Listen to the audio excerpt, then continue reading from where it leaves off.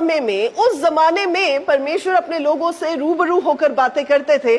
आज भी परमेश्वर रूबरू होकर बातें करते हैं। आज भी परमेश्वर अलग अलग तरीकों से, अपने वचन के द्वारा, अपने ड्रीम्स के द्वारा, अपने विजन्स के द्वारा, अपने जन के द्वारा और स्वप्नों में जैसे बात करते हैं। सो परमेश्वर अलग अलग तरीकों के साथ आज भी अपने लोगों के साथ कम्युनिकेट करते हैं। बट जैसे मैंने आपको बताया कि जब तक हम जाग रहे होते हैं तो परमेश्वर की आवाज सुनना कई बार बड़ा मुश्किल हो जाता है, क्योंकि वो बड़ी धीमी सी आवाज होती है।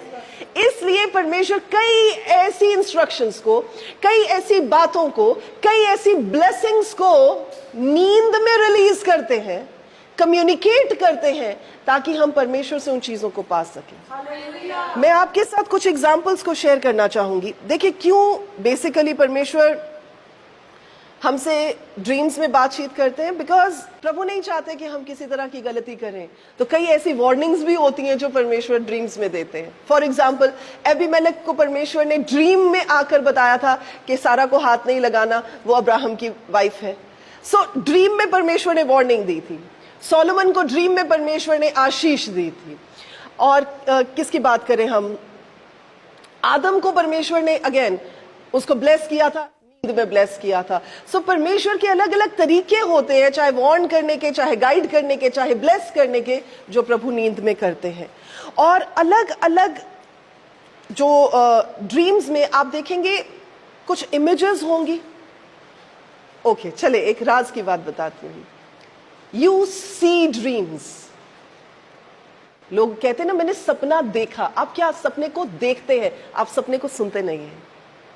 सो बेसिकली सपना जो होता है, बेसिकली जो ड्रीम्स होती हैं, those are they involve symbols, they involve images. यानी एक फिल्म की तरह होगी या इमेजेस की तरह पिक्चर्स होंगी। वो बोल नहीं रही होंगी, वो आपको दिख रही होंगी। दैट मीन्स आपकी जो स्पिरिचुअल आईज है वो इन्वॉल्व होती है जब आप सपना देख रहे होते हैं। सो इसमें भी आप ये देखिए कि परमेश्वर जब आपसे कम्युनिकेट कर रहे होंगे, परमेश्वर आपको कोई पिक्चर दिखा रहे होंगे, कोई फिल्म सी आपके आगे चल रही होगी। कुछ ऐसा चल रहा होगा कि एक के बाद एक जो है इमेजेस चेंज हो रही होंगी। And you know what, it is a language of the spirit. ये भी आत्मा में एक तरह की एक भाषा होती है जिसको इंटरप्रेट करना पड़ता है।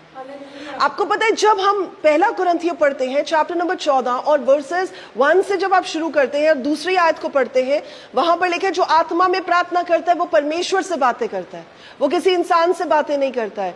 इसलिए देखें, जब आप आत्मा के फलों को देखते हैं, वरदानों को देखते हैं, स्पेशली गिफ्ट्स को देखते हैं, उसमें से एक गिफ्ट जो है वो इंटरप्रिटेशन का भी है। यानी कि जो मैंने बोला, जो मैंने there is somebody who is praying in tongues, लेकिन कोई और बंदा है जो उसको इंटरप्रेट कर रहा है। सपनों में भी ऐसा ही होता है।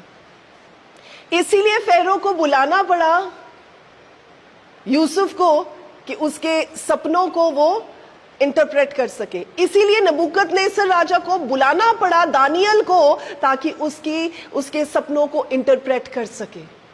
आई होप आपको समझ में आ रही है। जो सपने होते हैं वो इमेजेस, वो पिक्टोरल होते हैं, और वो उनकी भाषा ही पिक्चर्स की होती है। इसीलिए उनकी इंटरप्रिटेशन इंपॉर्टेंट होती है। उन्हें कोई समझाने वाला होना चाहिए, उन्हें कोई बताने वाला होना चाहिए।